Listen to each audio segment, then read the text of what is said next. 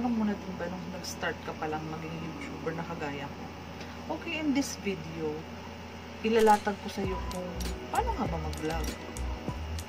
Pero gusto ko munang ipa-analyze sa iyo kung ano yung niche, ano yung strength mo, ano ba yung mga gusto mong vlog content. Kasi ako, bago ako nag-start, in-analyze ko yung sarili ko. Kasi diba, it will be all about me. Ako ang mga panood mo. Ano ang kaya kong ibigay? Ano yung strengths ko? Ano kaya yung abilidad ko? Bakit kailangan akong i-subscribe or kailangan ninyong mag-subscribe sa YouTube channel ko? So, nag-isip ako, saan ba ako magaling in the first place?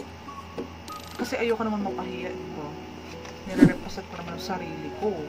Ikaw din, ganun din. Wag basta-basta makapag-upload, basta makagawa ng content. Kasi, for long term ang pinag-uusapan natin dito. Gusto ko, 5 years from now, in demand ka pa din, trending ka pa din. Kasi, tama yung pagsimula mo kay YouTube. Okay? So, ito yung gusto kong ma-realize mo. Say, for instance na lang sa sarili ko yung example. Chubby ako. So, hindi ako pwede mag-bikini haul. Nagigets mo. Hindi siya swak para sa akin. Hindi ako marunong magluto. So, hindi ako pwedeng mag-cooking vlog. Nagigets mo. Ganun siya. Ganun ang pagsasala. Hanapin mo kung saan ka magaling. Saan ang forte mo. Saan mo maipapakita or ma-represent ang sarili mo. Doon ka mag-focus. I-cut down mo yung mga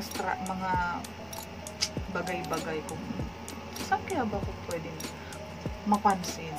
So, hindi ako pwedeng mag-ukay-ukay haul kasi isusuot ko yun. So, baka tsaka?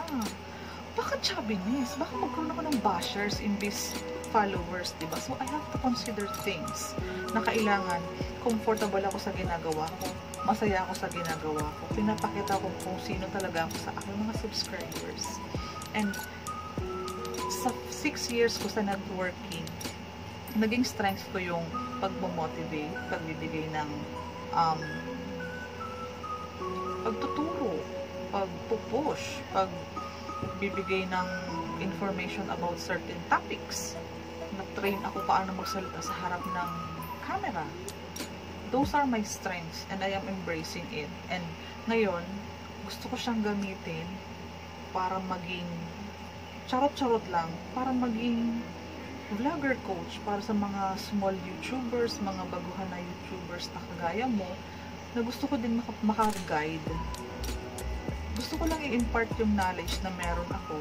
Kasi alam ko, somehow, makakatulong ito. Kasi, 6 years ko nitong pinapractice. In-apply ko lang siya sa vlogging. Gusto kong mag-tutor. Gumawa ng mga tutorial contents kung paano ginagawa ito, paano ginagawa yan. Yan lang ang focus ko. Yan ang niche ko. Yan ang strength ko.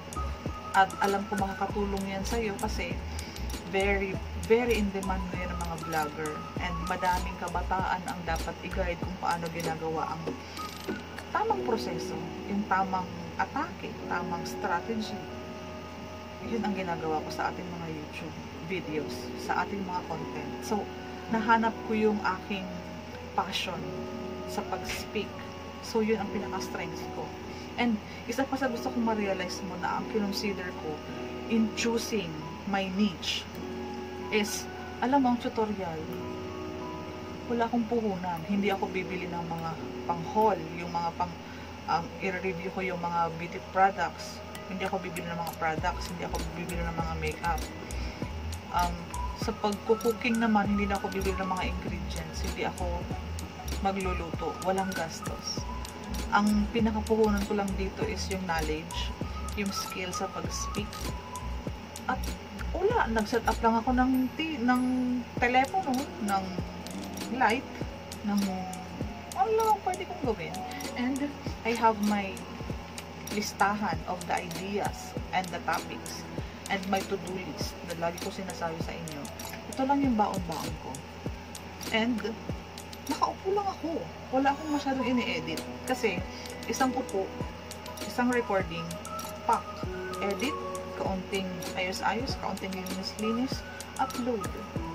Ito yung pinaka mabilis gawin, pinaka mabilis i-upload, and pinaka walang gastos.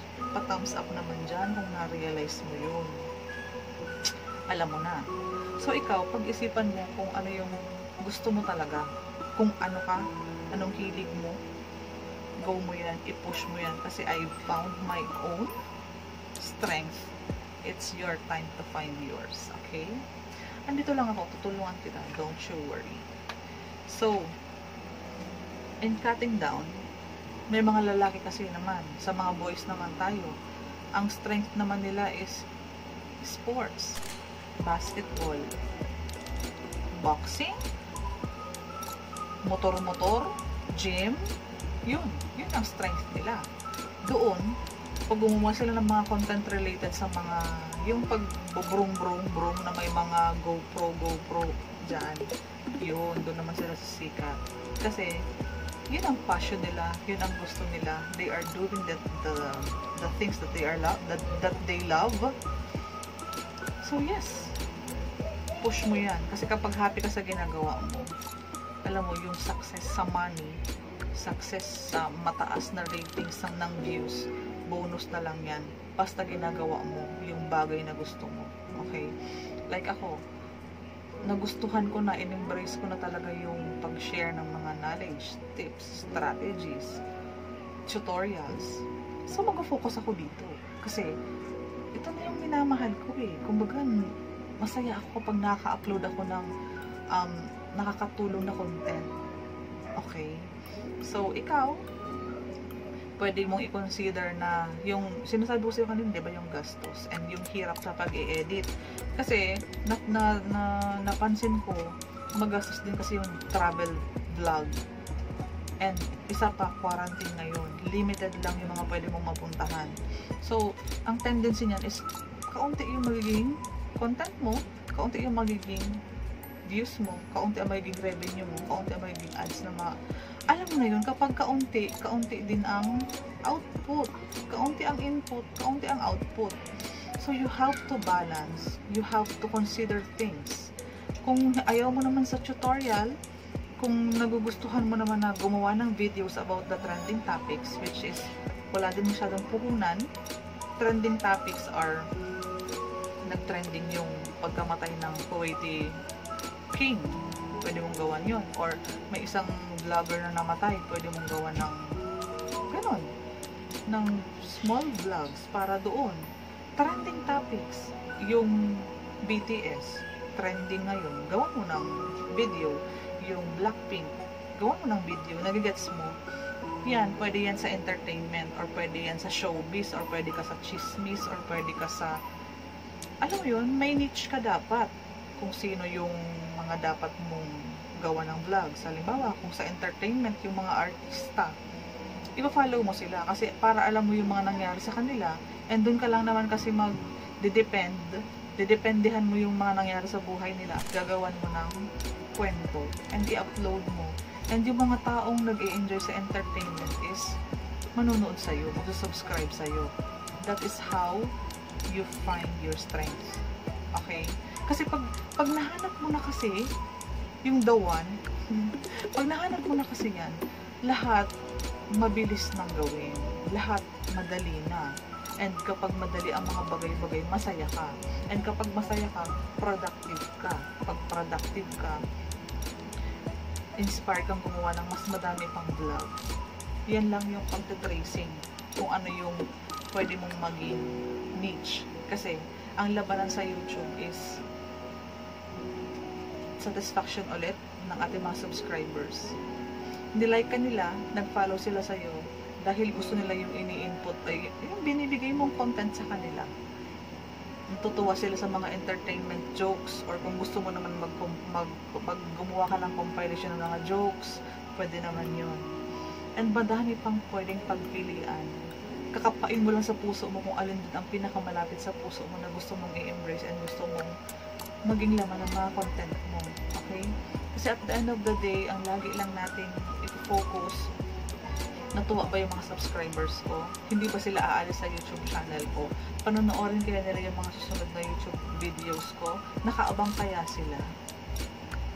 Okay? Kasi nga, diba, nabanggit ko na ulit yung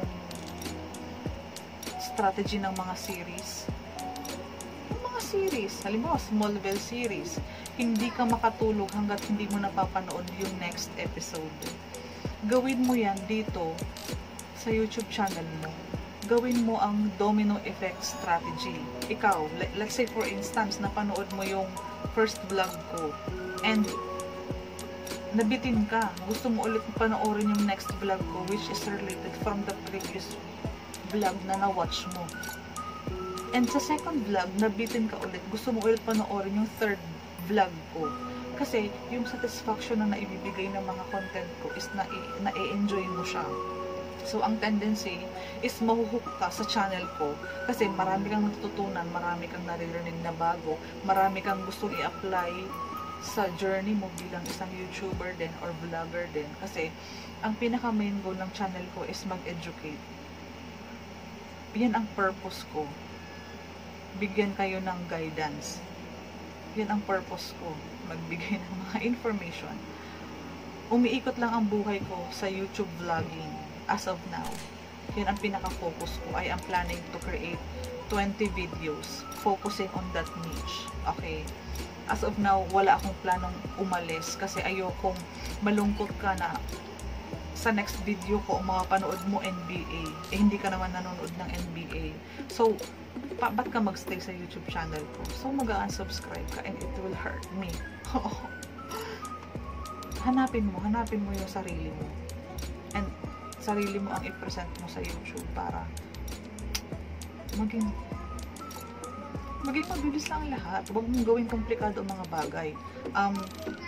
Maging original ka. Kasi hindi naman nila ipa-follow yung mga copycat. Kasi, halimbawa, say for instance, si Jamil, ba't ka pa nila ipa-follow kung nagpe-pretend kang maging Jamil, meron namang original Jamil. Nakukuha mo yung idea. Maging iba ka sa iba.